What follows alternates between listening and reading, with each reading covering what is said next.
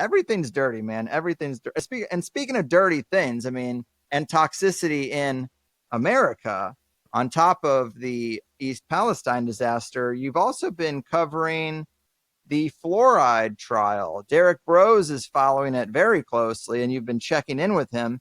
Many of us here have known for a long time that fluoride is a neurotoxin and it's just a byproduct of the aluminum industry, and they should be paying to dispose of it properly, but instead it's in the public water supply.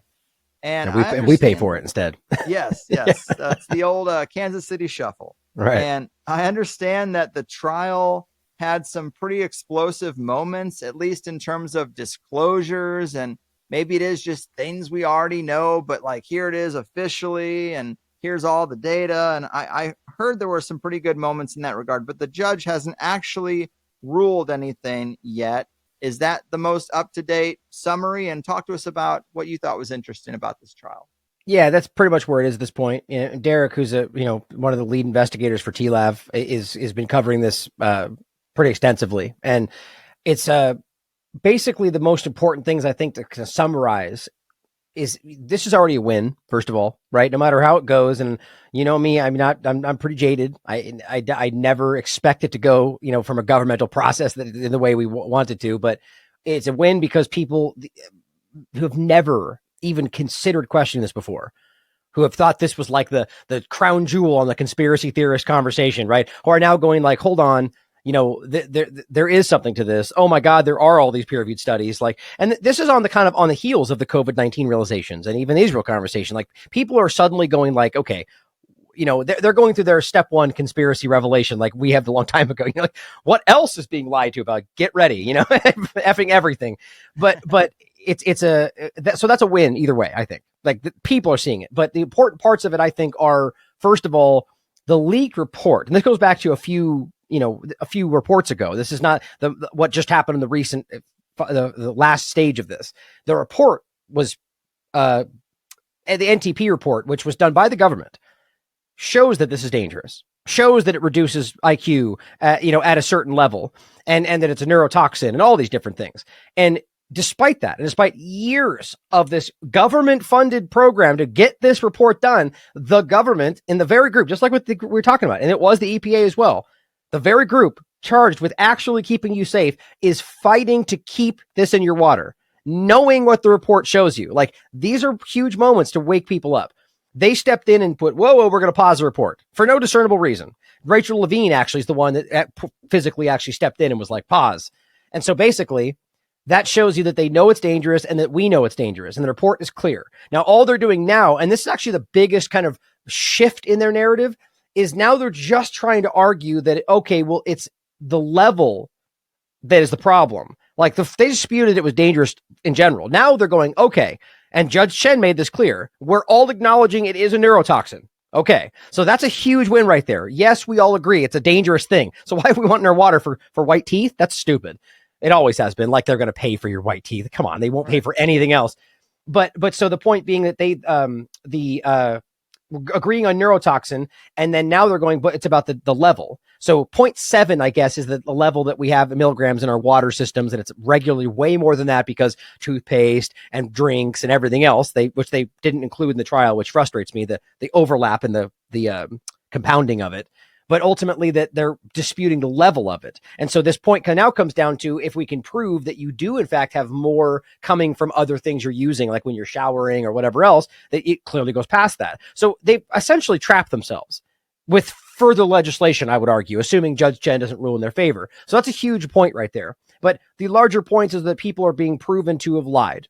Right. I forget how to pronounce his name. I don't want to hack it, but one of the scientists involved with this conversation in the trial, he admitted that the WHO tried to manipulate his words, that they tried to put someone in his position and pretend like they wrote his report. Like this, they're all dishonest, man. Like, at the core of this conversation, not accidentally, but knowingly trying to hide the fact that he didn't agree with what they tried. His report found that there was a problem. They tried to take words out and change it to make it look like it was less of a problem. He said, I'm not okay with that. So they removed him.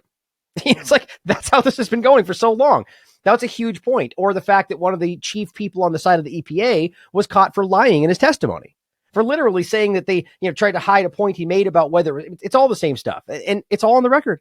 And so if Fox or CNN or somebody like that dared to actually do their jobs and cover this, which we know their jobs are to misinform, but people would see this and it would change the conversation. And I think they're desperate to stop that. It's a big moment.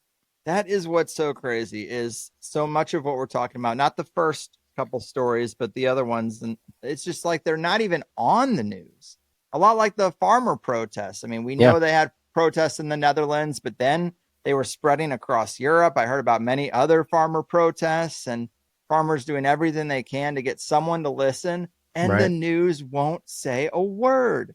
And I don't know if it's always been like that, if I'm just coming of age, or if we just have other ways to get access to information now that we didn't before. But I just can't believe it's like incredibly bold to just have this huge thing going on. I mean, like, I don't know. No, we're not going to talk about that at all. It's like, man, you're really showing your hand there. Yeah. Well, you think that this is the question I ask myself, the individuals, I would like to, I think I can prove that most of them are aware that they're pulling punches at the very least when it comes down to certain things. But what do they tell themselves? You could see it's happening. Like, are you convincing yourself that it's not important, or that by covering it, you're helping the conspiracy theorists? I think that they're manipulated that way, where they've been convinced that even the truth can be used against us because bad guy Putin or whatever. Right. These people are not as smart as we give them credit for. That's the truth. It's true. And I wanted to kind of pivot over to Haiti. So their president was assassinated in 2021, and it seems like ever since, the U.S. and the globalists have been trying to get in there and meddle just as much as they always have been. I saw an article that U.S. rice imports to help Haiti have unhealthy levels of arsenic. That's nice. That's great.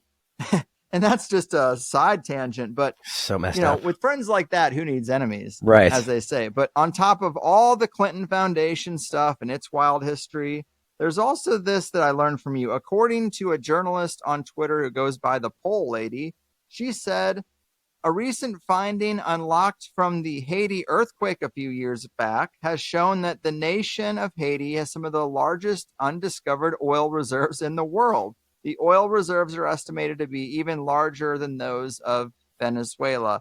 And now it all starts to make a little sense why they would care so much. And obviously, I don't necessarily know that that's true, but it always seems to be the poorest places in the world that have the richest natural resources and need the empire's help. It's just aid. We're just bringing aid. Don't worry about it. But this is interesting, man. I mean, what do you think about Haiti? You actually covered quite a few threads related to it, but what's going on now? Oh, funny enough, don't forget that was the place where they caught Red Cross boxes full of money, right? It's just funny to bring that point back to their point. But I mean, it's one of these classic manipulations, right? I mean, Haiti, the Clinton overlap is just one of the most prominent aspects of it, but they've been stealing, raping, and murdering in this location for as far back as you want to look. I mean, it's well, I shouldn't say that, but in U.S. context, but it's the same we see in, like I mentioned, the Sudan or in those locations where they are willing to back the worst people because those people are more amenable to what they want.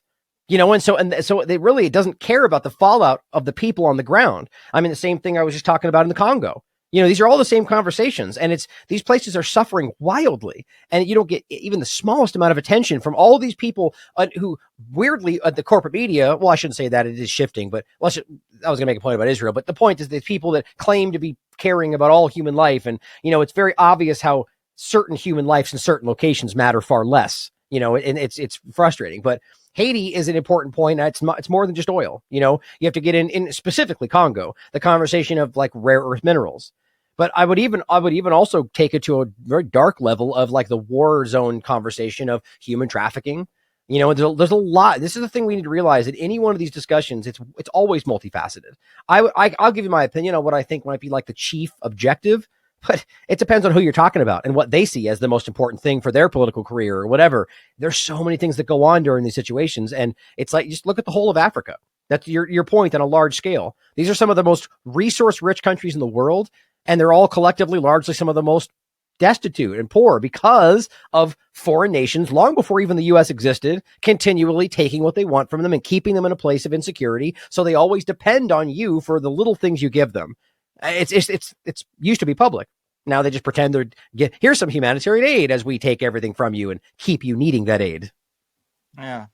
It's a really messed up backwards world. And even here in Florida, like I just moved here not long ago. You might not know that, but I did. And so, I'm getting used to the local environment and some of the things. We grew up thinking about Florida oranges, the great Florida orange, and it's on all the license plates. Well, they had this greening disease.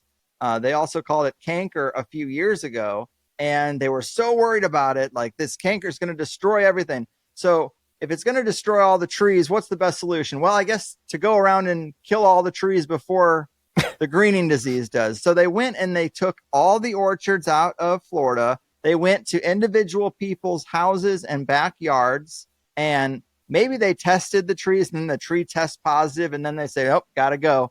So they killed the entire citrus industry of Florida. Wow. And I was talking to this guy who knows a little bit about this, and he goes, I don't want to sound like a conspiracy theorist, which is always my favorite thing to hear. Yeah. But he's like, I think the companies who made all these investments took all this energy to go to Central America and South America to like get a foothold there in the tropical climates that share the same hardiness zone as Florida. And they got this foothold there, and they took over the industries there, just like Chiquita Banana took over Jamaica or whatever. And it was those companies who hatched the plan to say, well, we'll just find a problem and then we will solve it. And the solution will be no more citrus in Florida, so that we can import citrus to Florida where it grows well. Right. Because it's our citrus. And maximize your profit even more than you were before, right? Right. Charge higher. It's and you're using slave labor in the countries where you're outside of the US. And it's just like, even something as basic as a fucking orange is a giant corporate conspiracy where a lot of people suffer, and I can't even have the autonomy to grow my own orange tree. I mean, I can and I will, but there's no guarantee that they won't eventually come. Like, I'm going to try to set up a food forest, but there's no guarantees that they won't come to my property and just be like, sorry, man, all this stuff, now that it's been growing for 3 to 5 years, like, it's got to go. It's all diseased. Can you believe it, people? A video clip and a peek into how that sweet THC sausage is made. For some people, I'm sure it's nice to put a face to the name, so I started making clips that are a little more YouTube friendly than the full show tends to be. Get the full show on any podcasting platform. I prefer to keep it audio only, so we have a more decentralized distribution for a controversial show, and also so I can edit out the ums and ahs and barking dogs and all the things that happen when a person records in their home environment. And then if you really like the show, you can sign up for THC Plus, and instead of 1 hour interviews, you get the full 2 hour interview for just $8.